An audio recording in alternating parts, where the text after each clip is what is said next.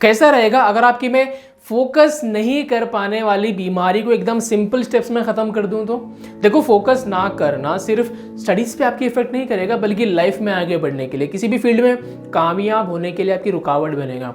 Tony Robbins बोलते हैं, जो दुनिया के मोस्ट फेमस मोटिवेशनल स्पीकर है, वो बोलते हैं कि your life is controlled by what you focus on. जिस चीज़ में आप फोकसली काम करते हो उस चीज़ में आप कामयाब हो सकते हो, उस चीज़ में आप महारत हासिल कर सकते हो। अगर आप चाहते हो कि आपकी फील्ड में आपको कामयाब होना है, ऊंचे शिखर पे जाना है, पीक लेवल तक पहुंचना है, मास्टर हासिल करना है उस फील्ड में, तो आपको उस काम में फोकसली काम करना पड़ेगा। अगर आप चाहते हो कि मेरी क्लास में मैं फर्स्ट आऊँ, क्लास में टॉप आऊँ, तो आपको फोकसली पढ़ाई करनी पड़ेगी।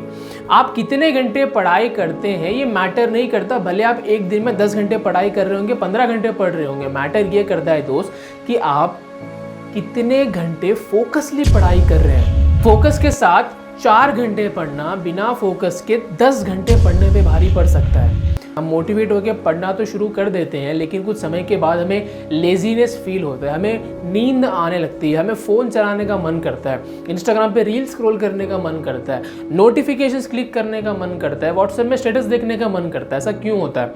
सिर्फ और सिर्फ फोकस नहीं रहने की वजह से ये सब डिस्ट्रैक्शंस आप पे हावी हो जाती है। अब फोकस को थोड़ा और डीप में समझने की कोशिश करते हैं। देखो, फोकस के 2 टाइप्स होते हैं, एक शैलो वर्क होता है और एक डीप वर्क होता है। शैलो वर्क का मतलब ये होता है कि आप एक काम के साथ साथ और भी काम कर रहे हो। जैसे अगर आप मान लो पढ़ाई कर रहे हो, तो पढ़ाई के साथ साथ आप किसी से व्हाट्सएप में चैट भी कर रहे हो, इंस्टाग्राम पे रील्स भी देख रहे हो, फिर और भी काम कोई कर रहे हो। आप इसको बोलते हैं शैलो वर्क। डीप वर्क का मतलब होता है आप एक काम कर रहे हो और आप एक ही काम कर रहे हो, उसके अलावा उसके साथ साथ आप कोई भी काम नहीं कर रहे हो, उसको बोलते हैं डीप वर्क। अगर आपको किसी फील्ड में कामयाब होना है, अच्छे मार्क्स लाना है, तो आपको डीप वर्क करना पड़ेगा। लेकिन आजकल ज़्यादातर लोग शैलो वर्क ही कर पा रहे हैं, क्योंकि डिस्ट्रैक्शन की वजह से। अब ये सवाल आता है कि डीप वर्क कैसे करें? देखो यार, किसी भी काम को फोकसली करना या ना करना, ये सिर्फ और सिर्फ आपके ऊपर डिपेंड करता है। अगर आप सोच लेते हो कि मुझे ये काम फोकसली करना है, तो वहाँ पे कोई स्ट्रैटेजी की, कोई टेक्निक की ज़रूरत नहीं होती है। अगर आपका वाई क्लियर है ना, कि मैं ये काम क्यों कर रहा हूँ, मैं ये पढ़ाई क्यों पढ़ रही हूँ, तो वहाँ पे कोई मोटिवेशन की आपको ज़रूरत नहीं है। एक क्लास में तो दोस्त हुआ करते थे, बहुत जिगरी यार थे, बहुत बेस्ट फ्रेंड्स थे। अगर कहीं जाते थे तो साथ में जाते थे। उनकी दोस्ती की मिसाल पूरे स्कूल में दी जाती थी। अगर दोस्ती करनी हो तो इन दोनों की तरह होनी चाहिए। तो एक दिन दूसरे वाले दोस्त ने अपने पहले वाले दोस्त से कहा कि भाई, हम अगर लाइफ में आगे बढ़ेंगे तो साथ में बढ़ेंगे, या फिर अगर हम गिरेंगे तो साथ में गिरेंगे। तो पहले वाले दोस्त ने कहा यार ठीक है, मतलब यही आमिर खान वाला, हाथ नहीं छोड़ना, साथ नहीं छोड़ना, हाथ नहीं छोड़ना, साथ नहीं छोड़ना। तो पहले वाला दोस्त का सपना था कि वो लाइफ में बड़ा होकर सीए करे, चार्टर्ड अकाउंटेंट बने। इसलिए उसने कॉलेज खत्म होने के बाद सीए कॉलेज में जाके एडमिशन ले लिया। अब उसका देखकर दूसरे वाले दोस्त ने भी सीए में एडमिशन ले लिया, क्योंकि हाथ नहीं छोड़ना, साथ नहीं छोड़ना। अब कुछ दिन बीतने लगे, दोनों साथ में कॉलेज आया जाया करते थे। लेकिन एक समस्या आ रही थी, पहले वाला दोस्त हर एग्ज़ाम में टॉप कर रहा था, हर एग्ज़ाम में उसके अच्छे मार्क्स आ रहे थे, लेकिन दूसरे वाला दोस्त हमेशा फेल हो रहा था, हर एग्ज़ाम में फेल हो रहा था। दोनों को समझ में नहीं आ रहा था कि ऐसा क्यों हो रहा है। तो दोनों अपने टीचर के पास चले गए और अपनी सारी दास्तान सुना दी कि ये फेल हो रहा है और मैं पास हो रहा हूँ, ऐसा क्यों हो रहा है बताओ। टीचर ने दोनों को अलग अलग कमरे में बिठा के एक सवाल पूछा, तुम सीए क्यों कर रहे हो? जब ये सवाल पहले वाले दोस्त से पूछा गया तो पहले वाला दोस्त खुल के जवाब दिया, मेरा सपना था मैं चार्टर्ड अकाउंटेंट बनूं, मुझे एक काम करना पसंद है।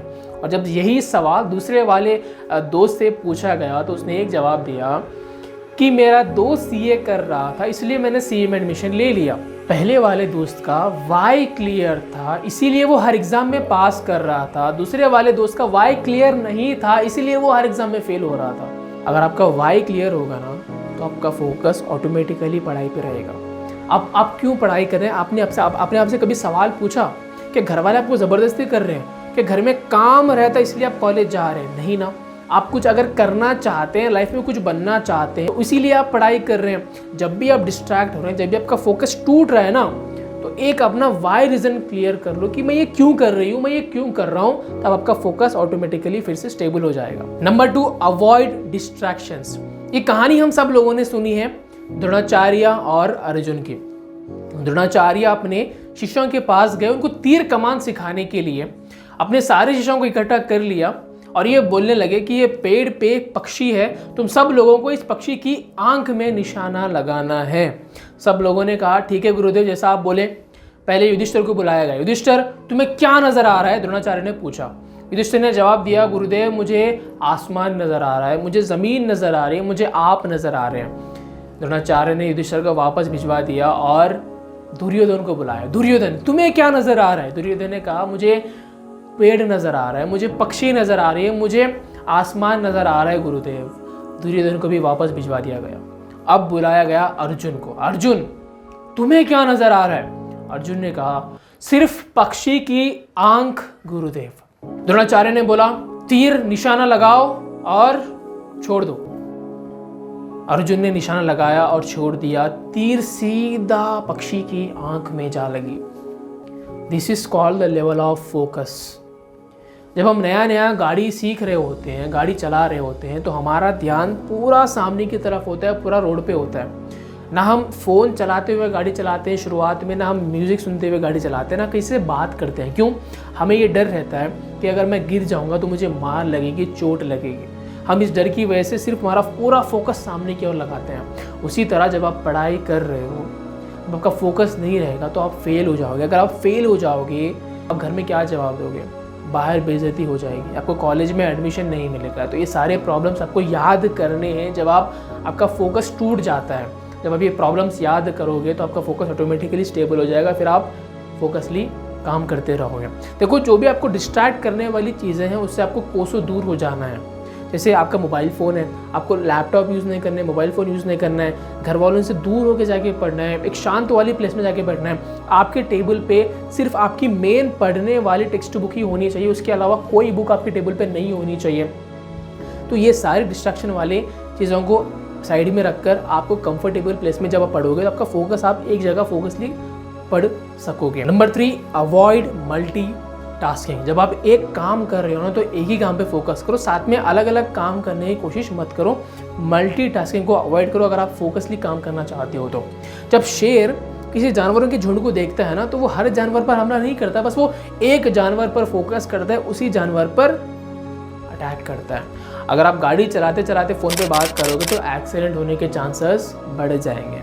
उसी तरह जब आप पढ़ाई के साथ कोई और काम करने लगोगे, फ़ोन देखने लगोगे, है ना, सोशल मीडिया यूज़ करने लगोगे, ना ये काम कंप्लीट होगा ना वो काम कंप्लीट होगा। तो इसी आपका फोकस नहीं बन पाएगा। आप बाहुबली नहीं हो कि एक साथ आप 4 लोगों को मार सको 4 तीरों में, है ना।